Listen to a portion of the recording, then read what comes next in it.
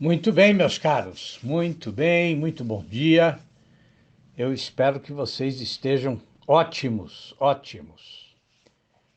Bom, hoje, pelo menos aqui no meu bairro, tá um dia muito engraçado, porque assim, a temperatura está, infelizmente, um pouco alta, mas está uma ventania danada, sabe? Acho que essa ventania é um prenúncio aí das temperaturas baixas que chegam amanhã, né?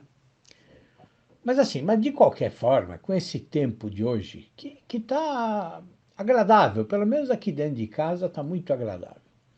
Eu acho que o ideal é fumar um demorado cachimbo, sabe? Mas assim, daqueles bem demorados, sem nenhuma pressa, né?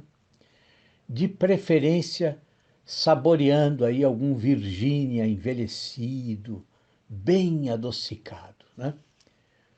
Assim, para quem não fuma cachimbo, né? O Virgínia é um tipo de tabaco que é usado como base aí para uma variedade infinita de misturas, né? De mesclas com outros tabacos. Mas o Virgínia também pode ser fumado puro, né? Porque ele é um tabaco assim suave, né? Adocicado. Mas assim, essa delicadeza do Virgínia, ela engana o fumante novato, porque é uma delicadeza muito complexa, sabe? Porque assim, à medida que você vai fumando, né? Se você for um fumante experiente e souber fumar sem pressa, quer dizer, sem aquecer demais o cachimbo, o que acontece?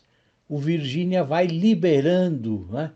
Uma grande variedade de sabores, tá?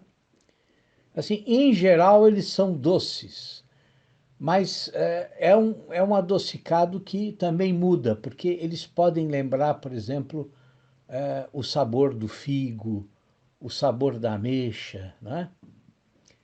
Então, assim, a fumada lenta, né, ela faz isso, quer dizer, ela vai aquecendo as camadas inferiores do tabaco que está no fornilho, né, também. Quer dizer, o fogo está em cima, está na camada superior, né? Queimando a brasa. Mas se você fuma lentamente, as camadas inferiores do tabaco também vão se aquecendo. Bom, e isso faz com que os sabores se aprofundem, né? E claro, quer dizer, também reduz a chance de você queimar a língua, né? Quer dizer, mas assim, um fumante de cachimbo experiente, ele não queima a língua. Só novato queima a língua, exatamente porque fuma rápido demais, né? Então, assim, eu acho que hoje o dia convida para um bom Virgínia, tá?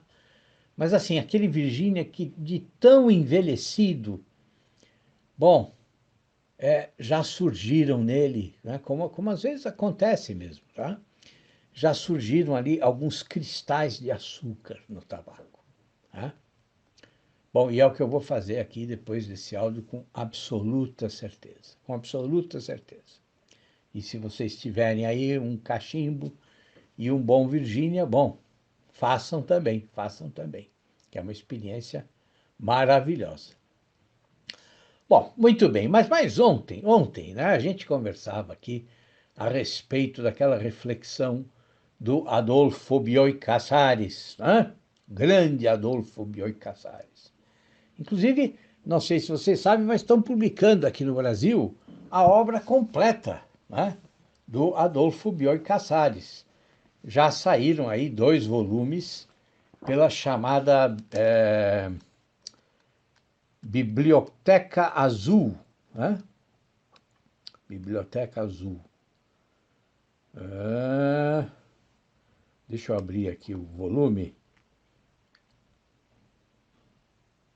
Que, na verdade, essa Biblioteca Azul não é nada mais do que a Edições Globo, né? Edições Globo, tá? Então, assim, já saíram 2 volumes e tem alguns... as traduções, elas ficaram aí sob responsabilidade de diferentes tradutores, tá? Mas assim, um deles é o Sérgio Molina, que é um excelente tradutor, tá? Bom, então nós estamos aí refletindo a respeito daquela frase do Casares, né? Segundo a qual, então, cada frase é um problema que a próxima frase apresenta novamente. Bom, muito bem. Agora vejam só que coisa interessante, né? Agora cedo, depois que eu tomei o meu café, eu fui até a estante em que eu coloco os autores de língua alemã, porque eu queria conversar com vocês a respeito de algumas questões que chamam a minha atenção na novela Morte em Veneza, do Thomas Mann. Bom, então fui lá, bom, e aí tive uma surpresa muito desagradável, muito. Porque, assim, eu não sei o que aconteceu, mas eu descobri que o livro não está aqui, né? E o pior é que, assim, eu não faço a menor ideia do que aconteceu, eu não faço ideia de como esse livro pode ter desaparecido daqui, né? Bom, e essas coisas, elas me deixam muito preocupado, sabe? Quando eu não encontro um livro que deveria estar no lugar dele, tá? Um livro que tem um lugar certo para estar aqui na biblioteca, bom, eu fico pensando se eu não estou aí meio senil, sabe? Quer dizer, que de repente sou eu o culpado. Eu que já não estou guardando direito as minhas coisas, né? Mas esse pensamento, ele é um pensamento muito rápido, tá? Porque assim, eu tenho absoluta consciência de que o Morte em Veneza não fugiu sozinho aqui de casa, tá? Quer dizer, eu devo ter emprestado para alguém, né? E se eu emprestei para alguém, bom, só pode ter sido aí para uma ou duas pessoas, porque eu raramente empresto algum livro, né? Aliás, é algo que eu recomendo para vocês, né? Nunca emprestem seus livros, nunca. Porque assim, as pessoas não devolvem, tá? E não é não fazem isso por maldade, fazem isso por esquecimento, né? E porque muitas vezes elas levam o livro emprestado por mera curiosidade, né? E não por sincero amor pelo livro. E aí o livro fica lá, né? Jogado na casa delas, em qualquer lugar, né? Bom, mas enfim, quando eu não encontrei o Thomas Mann, ou então na hora, quer dizer, eu já comecei a pensar, quer dizer, sobre o que eu ia falar para vocês, né? Quer dizer, o que poderia substituir a minha ideia inicial para essa nossa conversa. Bom, e eu já estava ali na frente dos alemães, né? Dos autores de língua alemã. E assim, como quem não quer nada, eu peguei uma coletânea de ensaios do Elias Canetti, né? Porque ele fica ali ao lado do Thomas Mann. Bom, comecei a folhear um livrinho dele chamado A Consciência das Palavras, né? Porque eu me lembrei que nesse livrinho tem um ensaio em que ele fala sobre a importância de se escrever um diário, né? Um ensaio chamado Diálogo com o Interlocutor Cruel, né? Bom, agora vejam só como as coisas acontecem e como a nossa mente caminha nesse emaranhado de ideias que ela vai criando, que ela vai é, arquivando, né, em sucessivos anos de leitura, né? Vejam só. Bom, deixa eu pensar aqui o que eu ia falar mesmo. Então, bom, aí eu comecei a ler esse ensaio, né? Ainda de pé lá na frente da estante. E é um começo muito bom, né? Aliás, como tudo que o Canetti faz, né? Quer dizer, se vocês não leram o Canetti ainda, vocês precisam ler, né? E nesse começo, ele diz, no começo desse ensaio, né, Diálogo com o Interlocutor Cruel, ele diz que um homem que conhece a imensidade das suas impressões, que sente cada detalhe de cada dia como se fosse o seu único dia, um homem que se importa com a ênfase, com a nitidez, né, e a concretude de todas as coisas que perfazem a vida, bom, um homem assim, ele poderia explodir, né? Ou mesmo se partir em pedaços, se ele não se tranquilizasse escrevendo um diário. Bom, é um belo começo, não é? E é uma justificativa perfeita para muitos de nós escrevermos o nosso diário, né? Bom, e ele diz que ele mantém um diário, né, exatamente para se tranquilizar, né? Mantinha, né? Felizmente o Canetti já faleceu. Mas agora vejam só que interessante. Vejam só, ele diz isso, que ele mantém um diário para se tranquilizar, né? Logo no início do segundo parágrafo ele fala isso. Então eu estou lá de pé na frente da estante, lendo e vendo para onde o Canetti vai me levar. Bom, e o que acontece? O que acontece, meus caros? Bom, o Canetti, surpreendentemente, envereda pelo mesmo caminho, pelo mesmo pensamento do Bioy Casares. Não é incrível? É, vejam só o que ele diz. Vejam só o que ele diz. Vou ler para vocês, hein? É quase inacreditável o quanto a frase escrita pode acalmar e domar o ser humano. A frase sempre é uma outra coisa, diferente daquele que a escreve.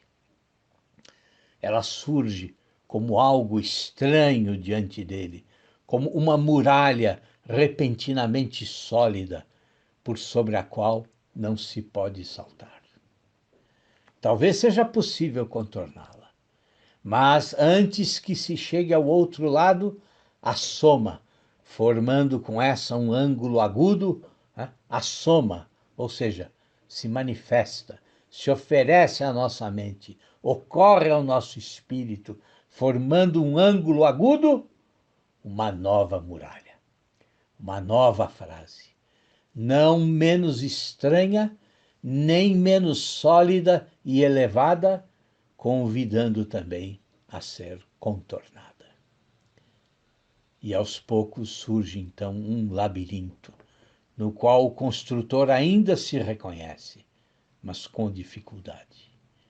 E nesse emaranhado de caminhos que vai se criando enquanto ele escreve, enfim, ele se acalma.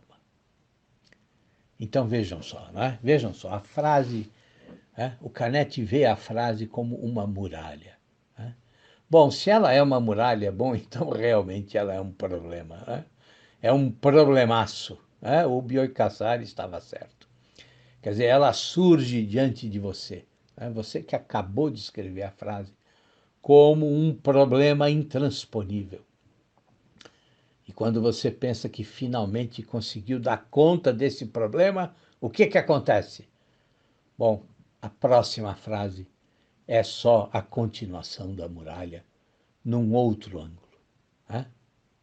Quer dizer, um novo problema surge, tão intransponível quanto o primeiro. Né? Bom, e o que você faz? Você para? Você desiste? Né? Não, quer dizer, você vai em frente. Né? Quer dizer, vejam que o Canetti fala aqui da escrita de um diário. Né? Por esse motivo é que ele diz que o labirinto acalma o seu construtor.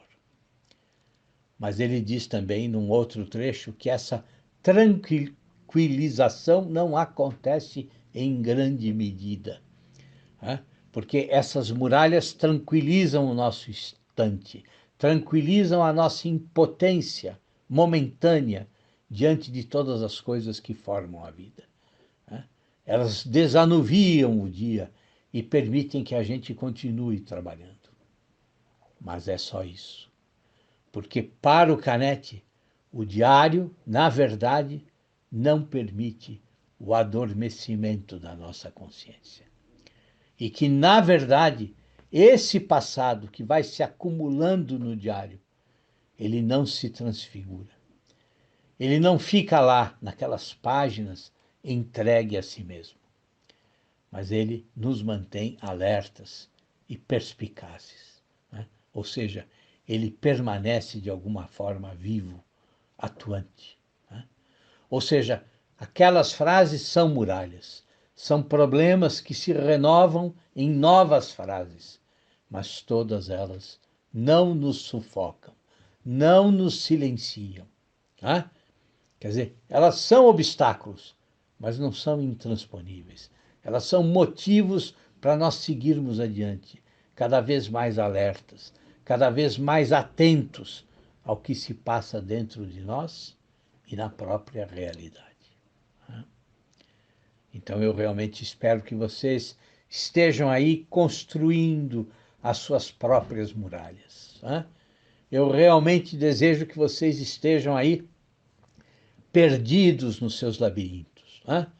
Perdidos, mas prontos para recomeçar a luta com as palavras todos os dias. Perdidos, mas aí dispostos a olhar para vocês mesmos e para a vida com ênfase, com nitidez, buscando nitidez e com coragem. Com coragem. É isso, meus caros. Um grande abraço para vocês. E até amanhã. Tudo de bom.